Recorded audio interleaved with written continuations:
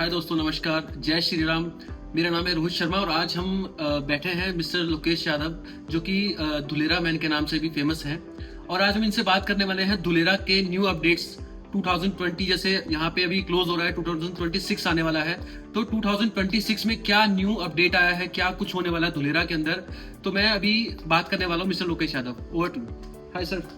Hi Rohit, how are you doing? I am good sir, I am good. आप बताइए sir. चलो, बहुत अच्छा किया आज आपने कर लिया, क्योंकि मैं इस सैटरडे और फ्राइडे 14-15 तारीख को वहीं पे था। तो फॉर्चुनेटली अब की बार मुझे वहाँ पे रात को रुकने का मौका भी मिला, तो मैं शाम को करीब 7 से 8 के बीच में वहीं पे था, दुलेरा में ही था। और मतलब मैंने देखा कि रात को 7, साढ़े 7, 8 बजे भी काम चलने लग रहा है। टाटा जो सेमीकंडक्टर का प्लांट है उसमें दिन और रात हमेशा काम चला हुआ है, काफ़ी एग्रेसिव स्पीड से काम चला हुआ है उसमें। हालांकि मतलब कुछ न्यूज़ सोर्सेज पे कहा जाता है कि 2026 में वहाँ पे प्रोडक्शन स्टार्ट करेंगे, लेकिन 2026 में तो नहीं, 2027 से 2028 तक अगर मैं बात करूँ तो full fledge ecosystem. When I say ecosystem, इसका मतलब यह है कि टाटा और टाटा के साथ में जो उसकी वेंडर यानी एंसिलरी कंपनीज है वो भी साथ में आ चुकी होंगी 2028 तक। तो एक तो यही है कि काफ़ी एग्रेसिव स्पीड से वहाँ पे चला हुआ है। तो सर मैं आपसे एक चीज़ और पूछना चाह रहा था। जैसे अभी 2 साल से आप दुलेरा में काम कर रहे हैं, ऑलरेडी 1500 प्लॉट्स आप सेल कर चुके हैं और काफ़ी प्रोजेक्ट्स पे आप काम कर रहे हैं, रेजिडेंशियल, कमर्शियल। सो 2 साल के अंदर और आने वाले 1 साल के अंदर आपका क्या एक्सपीरियंस रहा है कि पिछले 2 साल में कितना ग्रोथ आया है और आने वाले टाइम में अगले 2026 में क्या ग्रोथ आने वाला है, कितना एप्रिसिएशन आने वाला है अकॉर्डिंग टू लास्ट 2 ईयर्स के अकॉर्डिंग? देखिए, लास्ट 2 ईयर्स की अगर मैं बात करूं तो 2 साल पहले जो दिसंबर 2023 में जो प्रॉपर्टीज़ पीपली फेदरा रोड पे कुछ प्रोजेक्ट्स में 6,000 रुपये की उस टाइम पे प्रॉपर्टी पर स्क्वायर यार्ड का मिल रहा था, सेम प्रॉपर्टी आज 9,000 के रेट पे भी अवेलेबल नहीं है। मतलब 9,000 पे भी बिल्डर ने 6 महीने पहले सोल्ड आउट करके कर दिया था। आज वहाँ पे रीसेल ही है, जो कि ऑब्वियसली उससे भी ज़्यादा जा चुकी है। लेकिन अगर हम 9,000 का भी रेट पकड़ के चलें तो 50% का एप्रिसिएशन लेस देन 2 ईयर्स में आया है दुलेरा में। अगले 1 साल की अगर हम बात करें तो मैं ये कहूँगा कि लगभग 25% से 30% का एप्रिसिएशन अगले 1 साल में भी आएगा। And there are certain reasons behind that. Majorly तो यही है कि आपका एक एक्सप्रेसवे है उसका completion, and there are new announcement regarding the projects. And उम्मीद है कि नेक्स्ट ईयर दिसंबर 2026 तक शायद फ्लाइट की टेस्टिंग भी वहाँ पे कंप्लीट हो जाएगी। तो अगर फ्लाइट की टेस्टिंग भी कंप्लीट हो गई तो ये मैं कहूँगा कि ये 30 से 40% तक का एप्रिसिएशन निकलेगा।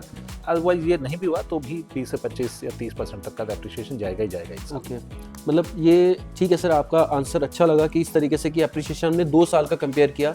लोग कंपेयर कर रहे हैं 5 साल का, हम 2 साल का ही कंपेयर करके चल रहे हैं कि 25 to 30% के आसपास का एप्रिसिएशन आने वाला है।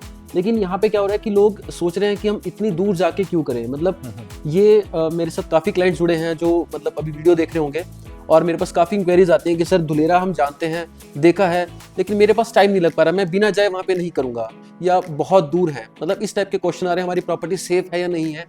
तो इस टाइप के क्वेश्चन आ रहे हैं, तो हम उसको क्या आंसर कर पाएंगे सर?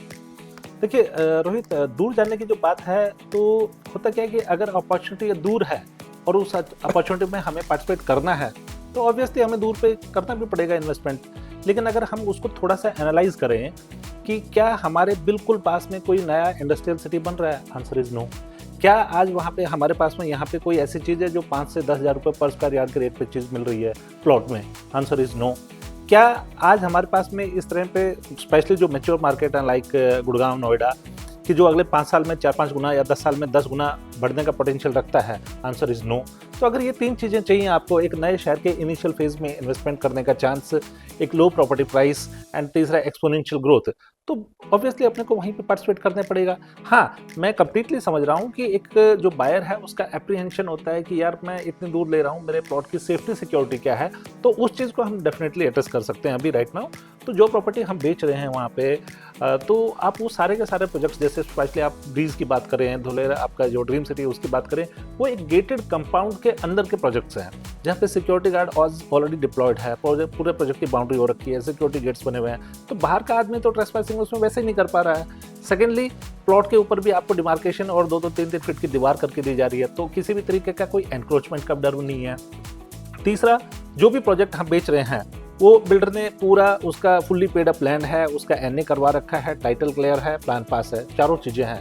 चौथा, हम बिल्डर को बायर को प्रॉपर रजिस्ट्री दे रहे हैं, रजिस्ट्री के बाद में जो म्यूटेशन होता है वो करके दे रहे हैं। तो हर तरीके का सेफ्टी एंड सिक्योरिटी बायर को मिल रहा है उसमें। तो there is no reason for worry about this. And on top of that मैं ये भी बोलूँगा कि जो प्रॉपर्टी आप खरीद रहे हैं वो गुजरात में है, और गुजरात में इस तरीके के केसेस आपको शायद ही कोई सुनने का मिले।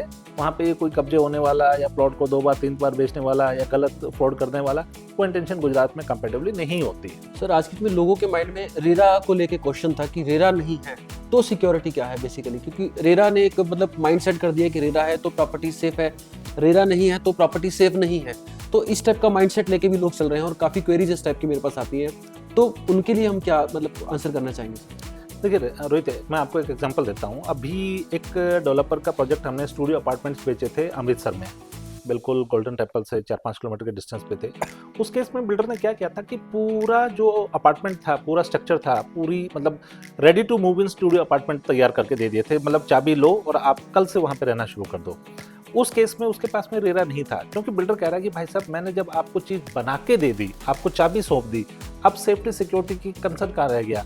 फिर रेरा कहाँ पे काम आता है? जहाँ पर कोई चीज़ आपको, लेट्स से आज आपने कोई फ्लैट बुक करवाया जो आपको 3 साल में या 4 साल में पोजीशन मिलेगा, और उस 3-4 साल में डेवलपर के साथ में कुछ अगर हो जाता है ऊपर नीचे, तो रेरा मेक श्योर करता है कि किसी दूसरे डेवलपर को इन्वॉल्व करके और उसको देर सवेर कंप्लीट कर दिया जाए।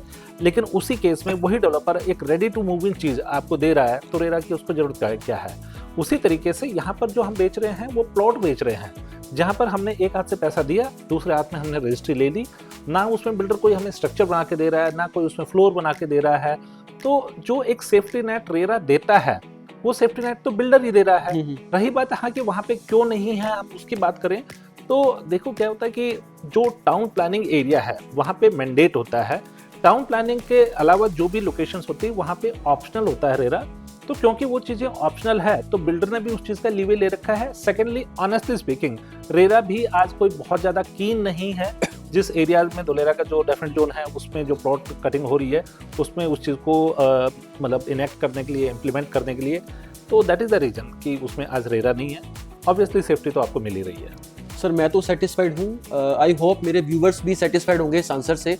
एक क्वेश्चन आ रहा था सर, आज की मैं कंपनी का नाम नहीं लूँगा, कुछ कंपनीज हैं जो मंथली एक इंस्टॉलमेंट दे रही है, ईयरली इंस्टॉलमेंट दे रही है और लोग उस पर ज़्यादा जा रहे हैं। मेरे पास आज एक क्लाइंट का कॉल आया था फरीदाबाद से, तो उन्होंने बोला कि वो मंथली इंस्टॉलमेंट इस टाइप का दे रहे हैं लोग। तो लोग सोच रहे हैं कि मेरे को मंथली इंस्टॉलमेंट मिल रहा है तो मुझे 1% के हिसाब से, 1.5% के हिसाब से मुझे रिवर्ट तो आ ही रहा है, तो मैं वहाँ क्यों ना जाऊँ, आपके साथ क्यों जाऊँ? आप शायद मंथली रिटर्न की बात कर रहे हैं। हाँ, मंथली रिटर्न की बात करो सर। देखिए आप रोहित एक चीज़ समझिए कि वहाँ पे आप प्लॉट खरीद रहे हैं, उस प्लॉट में अगर कोई आपको 1% मंथली या 1.5% मंथली या 2% मंथली कुछ भी ऑफर कर रहा है, कोई भी डेवलपर इतना बेवकूफ़ नहीं है कि वो अपनी जेब से आपको देगा।